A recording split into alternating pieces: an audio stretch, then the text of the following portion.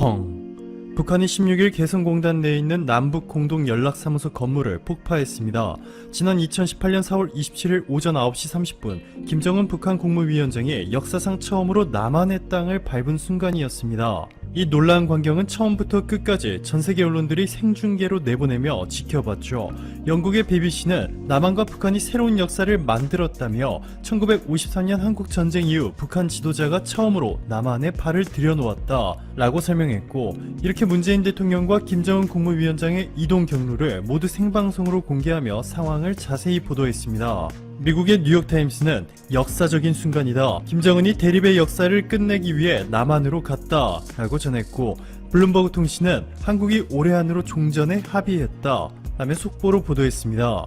트럼프 미국 대통령은 자신의 트위터를 통해 한국 전쟁이 끝나간다, 미국과 모든 사람들은 현재 한국에서 일어나고 있는 일에 대해 매우 자랑스러워해야 한다 라며 문재인 대통령의 대북 정책에 극찬을 아끼지 않았습니다. 이 기적같은 일이 일어난 날 문재인 대통령과 김정은 국무위원장은 이례적인 수준의 평화협약과 남북 경제협력을 약속하는 판문점 선언을 발표했습니다. 이 선언문에는 가장 중요한 남과 북의 소통을 획기적으로 개선하기 위해 북한은 남북 공동연락사무소를 개성에 설치하기로 했고, 5개월도 채 지나지 않아 실제로 연락사무소가 문을 열게 되었습니다. 자, 그런데 지난 13일 김여정 노동당 제1부부장은 쓸모없는 남북 공동연락사무소가 형체도 없이 무너지는 모습을 보게 될 것이라 공언한 지 3일 만에 이를 실제로 이행했습니다. 여기에 북한 총참모부는 남북 공동연락사무소가 힘없이 무너진 날 당일 비무장지대에 북한 군대가 다시 진출해 전선을 요새화하는 조치를 취할 수 있게 할 의견을 접수했다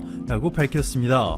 2018년 9월 19일 남과 북의 9.19 군사합의에 따라 판문점과 공동경비구역에서 남북 모두 비무장 상태로 근무를 해왔는데, 이번 북한 총참모부의 발언으로 북한의 JSA 재무장 가능성까지 제기되고 있습니다. 여기에 대해서 한국 정부는 이번 사태로 발생하는 모든 책임은 전적으로 북한에 있고, 북한이 만약 상황을 계속 악화시키는 조치를 취할 경우 우리는 그에 강력히 대응할 것이라 엄중히 경고했고, 오후 3시 40분 북한이 남북 공동연락사무소를 폭파한 직후 한국전력이 북한에 보내주던 전기 공급을 즉각 중단시켰습니다. 자, 그런데 북한이 이렇게 무모한 일을 저지른 숨겨진 이유에 대해 여러가지 충격적인 주장들이 제기되고 있습니다.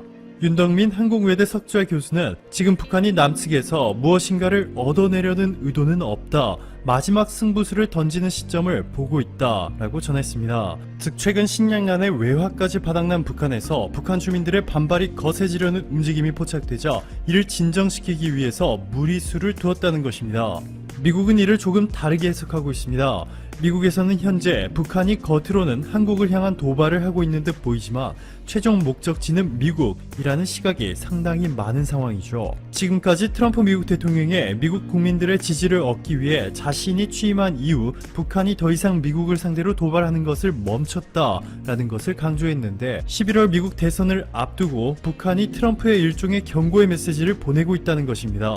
그런데 미국을 직접 도발할 경우 미국과 국제사회의 더 강력한 금융 및 경제 분야의 전방위적 제재를 받을 수 있기 때문에 북한은 미국 대신 한국을 도발해 수위를 조절하고 있다고 해석하고 있습니다. 러시아는 북한에 경고의 메시지를 보냈죠.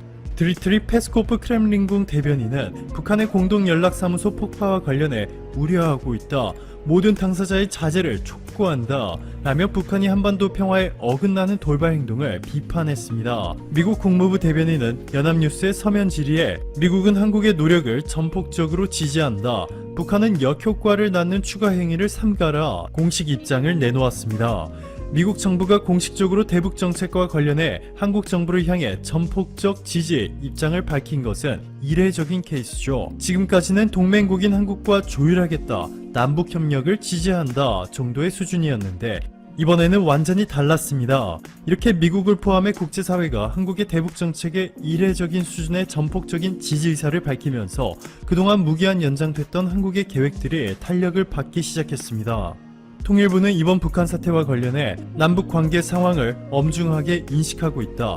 북한의 동향을 예의주시하면서 모든 가능한 시나리오에 철저히 대비하겠다 라고 전하며 또한 함께 돌파구를 제시했습니다. 통일부는 보건, 의료 및 재난재해 등의 비전통적인 안보 협력과 함께 철도 연결 등 남북이 협력 가능한 분야를 적극적으로 추진하겠다며 내부적으로 강릉과 제진을 연결하는 동해 북부선 철도 연결과 판문점 견학 등을 최우선적으로 추진할 것이라 전했습니다.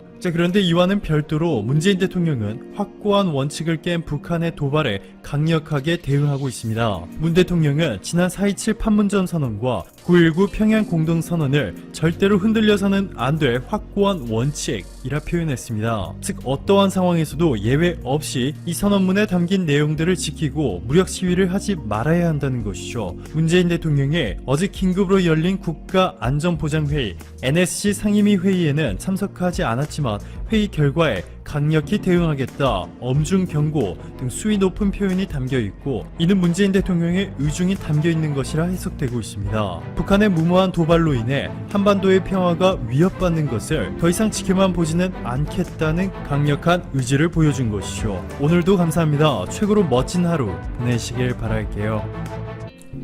안녕하세요. 즐거운 라디오입니다. 자, 오늘은 여러분들과 도널드 트럼프 미국 대통령의 코로나19 확진과 중국 목조위기 그리고 중국 배터리에 관해서 여러분들과 한번 이야기를 나눠보려고 합니다. 도널드 트럼프 미국 대통령의 신종 코로나 바이러스 감염증, 즉 코로나19 확진과 관련해서 앞으로 미국의 중국 목조위기가 더욱더 강해질 것이라는 전망이 중국의 전문가들 및 여기저기서 그런 이야기가 나오고 있습니다. 우선 3일 홍콩 매체 사우스 차이나 모닝 포스트에 따르면 중국 전문가들은 미국 대선을 한 달여 남겨둔 상황에서 트럼프 대통령이 코로나19에 확진되어 불확실성이 커졌다면서 이같이 예상하고 있는데요. 트럼프 입장에서는 사실 기분이 굉장히 나쁠만 하죠. 대선이 코앞으로 다가왔는데 중국은 아니라고 하는데 코로나19 덕분에 트럼프는 더 이상 대선을 위한 그렇다 할 만한 특별한 행동을 할 수가 없게 된 것이기 때문입니다. 당연히 이로써 중국은 긴장할 수밖에 없겠죠. 그리고 역시나 도널드 트럼프 미국 대통령이 2일 신종 코로나 바이러스 감염증 확진 판정을 받자 중국이 내부 입단속에 나섰다는 분석도 동시에 나오고 있습니다. CNN은 중국이 긴장된 분위기 속에서 트럼프 대통령의 코로나19 확진에 대한 내부 여론을 통제하고 있다고 2일 보도했는데요.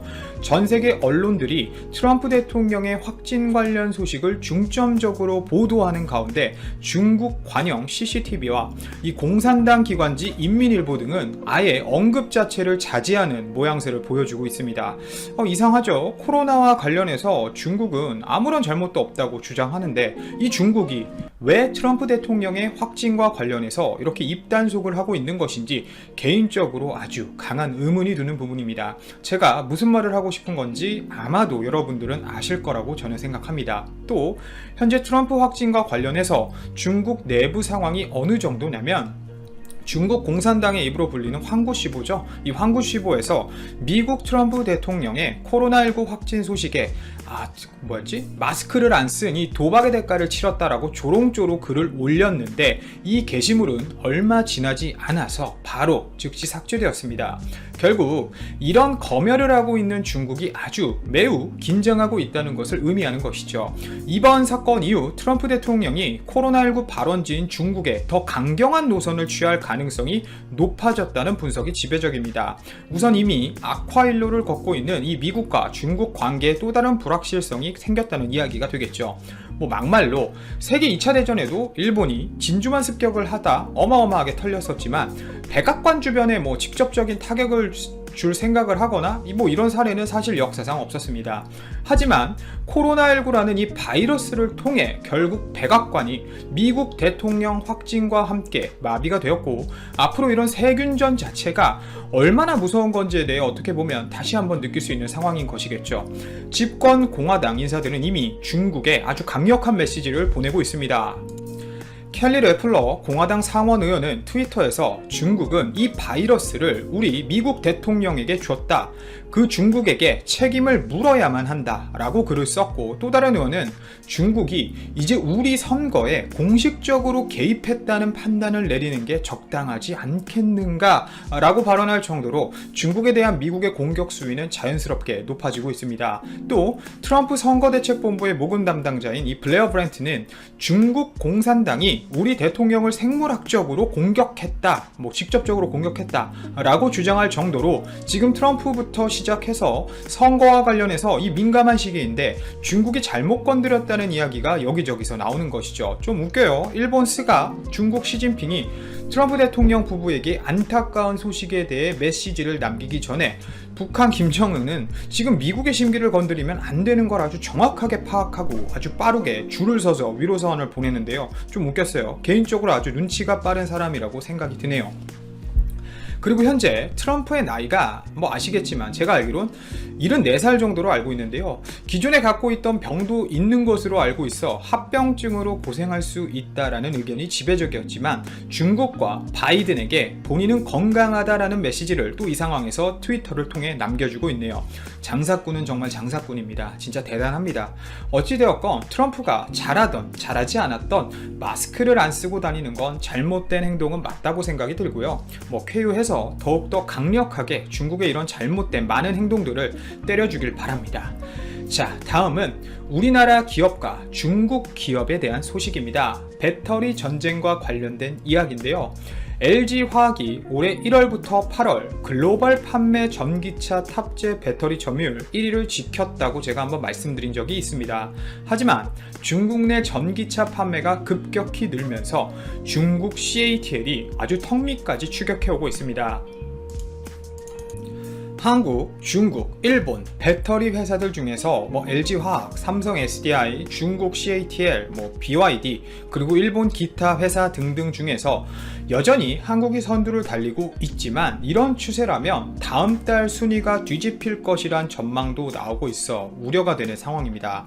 LG화학은 올 1월부터 8월 전 세계 전기차 시장에서 15.92GWh의 배터리를 공급했고, 이는 지난해 같은 기간에 비해 공급 물량이 무려 106.7% 늘어난 수준이고 시장 점유율은 25%로 1위를 지킨 상황입니다. 삼성 SDI 같은 경우는 같은 기간 4.05GWh를 공급하면서 4위를 차지했고, SK이노베이션은 2.71GWh를 출하해 6위를 차지했습니다. 삼성 SDI와 SK이노베이션의 누적 출하량은 각각 58.8% 그리고 110.6% 증가할 만큼 우리나라의 배터리 시장력은 꽤나 굳건히 유지 중입니다.